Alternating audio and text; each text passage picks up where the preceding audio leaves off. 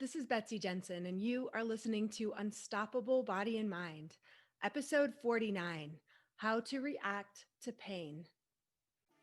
In this podcast, we learn to upgrade our brain and understand the power of our thoughts, to heal and to create the results we want in our life.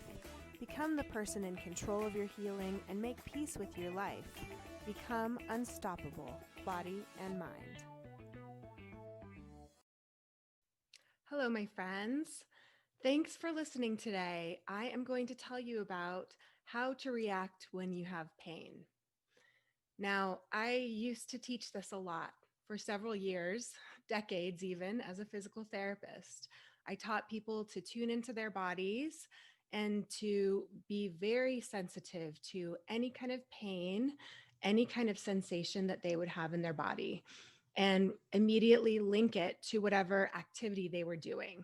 So I had a very physical approach. That's how I was trained in physical therapy, to look at the body as a structure, as a machine.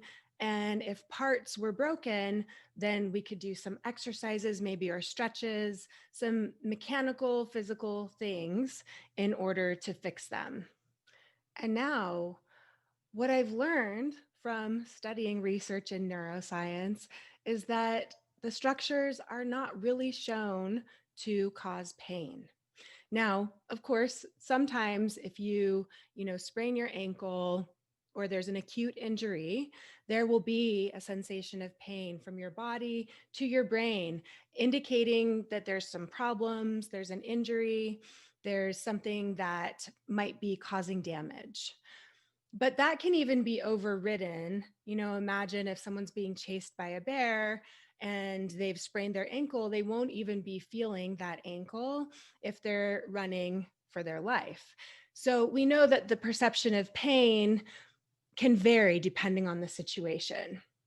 Pain as this danger signal is very important to the brain. But what we learn from neuroscience is that when conditions become chronic, there are more pain pathways that are originating in the brain and felt in the body, not going from the body to the brain.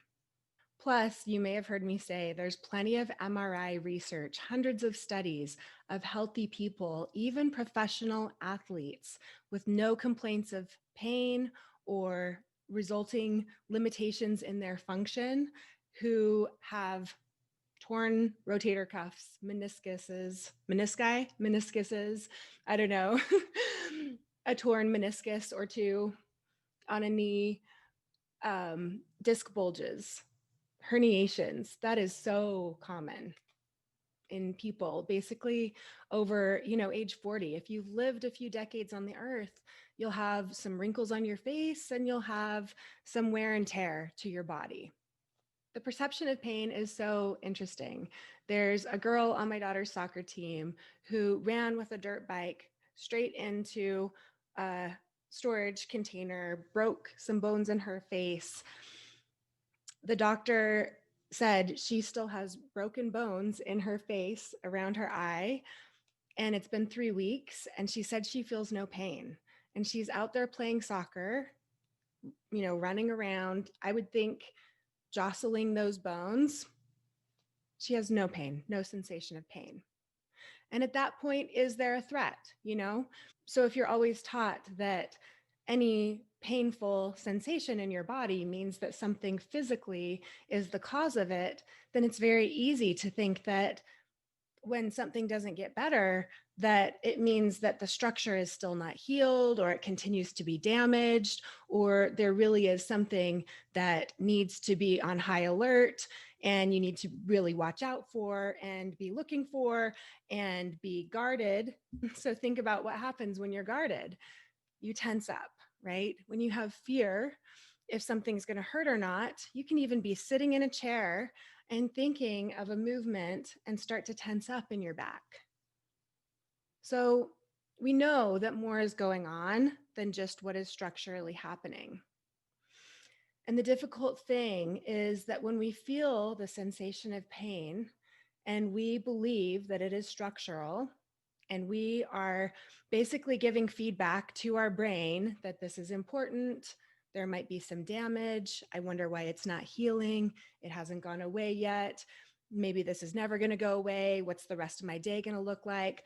All of those kinds of things increase your stress level, increase the sense of fight or flight in that amygdala. And so when the amygdala, the area that kind of processes all of the sensations, the information, and the emotions, it's in the limbic system, an emotional center of the brain. There's this part that's called the amygdala. And when it gets basically overstimulated, then signals can get mixed up. Things can be perceived as pain from the body, and it's actually from the brain down to the body. It can all be linked back to heightened states of arousal, stress, fight or flight that people are in chronically. I mean, we are basically living in fight or flight, most of us. Have you ever been on vacation laying on a beach and you're still stressing out about things? It's because this is our normal. Our cells are used to a certain amount of cortisol. You know, we want to have a little bit of stress in our lives. It keeps us motivated. All of these things, when we actually look at the thoughts and the feelings that are creating these neurochemicals, they can all actually be modified. They can be changed. If the pain has lasted for several years, and if you have tried many different things, physical things, if you've tried all the physical things that were suggested and nothing has worked for you, then please consider that you might have some emotions involved, that this might be something that you can actually work on the emotional level, which they're showing most chronic pain and disease cases are to a large degree. So I want to really talk about what to do when you feel the sensation of pain. As much as you can, you want to react calmly. I know it's counterintuitive. It's totally different than what I used to teach my patients. I used to teach them to fear, but that actually ramps up the nervous system and causes more pain to be created. So, what you want to do is signal to the brain that it's not important, that it's boring, that it's not a big deal. Maybe you can think, my body is strong, my back is strong. Maybe you can think, this is emotional, I'll deal with it later. Maybe you can think parasympathetic, like the nervous system, the sympathetic and the parasympathetic. Maybe you can just take a deep breath when you feel the pain. But I'm telling you, the more you can really believe, it sounds like some faith-based kind of thing or like a cult or something, like you really have to believe, but this is why. The more you can, at the neurological level, at the nervous system level, respond back with a sensation of pain in your body neutrally, then your brain doesn't keep thinking that it's important, doesn't stay on the lookout for it constantly. When you're always looking for pain, more and more of your brain gets devoted to looking for and creating pain. So, what you want to do is feel that sensation and react as neutrally as possible. Those meditations where I have you go into the body and describe the sensation, that's one way. You can describe it neutrally, like, my back doesn't feel as loose as I would like it to right now. Or you could have like a code word for your pain. You could call it banana or something. Like, oh, that banana is back. You could talk to your body like, oh, neck, I hear you. You're getting really stressed. You're tightening up. I'll journal about this later. We'll talk about this later. It's okay right now.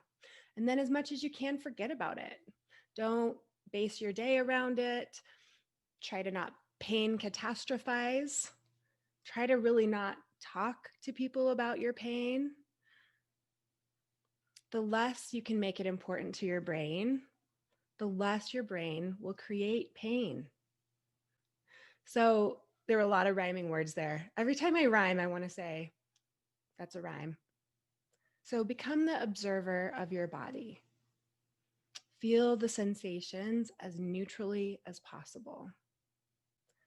Describe them with neutral words or kind of ignore them if possible. You don't have to be mean to them. You don't have to say you're not allowed here. They're allowed here. It's going to be here. It's going to be in the passenger seat or maybe in the back seat. It's coming along with you, those sensations, but maybe you can still drive wherever you want to go that day. The more you can accept that it's there, but not really let it dictate you anymore. Try and make peace with it. Try and observe it. Try to accept it and try to ignore it. Just try to be neutral with it. I know it's easier said than done. If you've had some success with this, I would love to hear your comments. You can go over to Instagram or YouTube or Facebook, Body and Mind Life Coach, and watch it and comment there. Thanks, you guys. See you next week. Thank you so much for listening. I hope you learned a little bit about your brain today that helps you in your life like it helped me. Please be sure and subscribe and leave a review. And of course, be sure and share this podcast with someone you know that wants an unstoppable body and mind.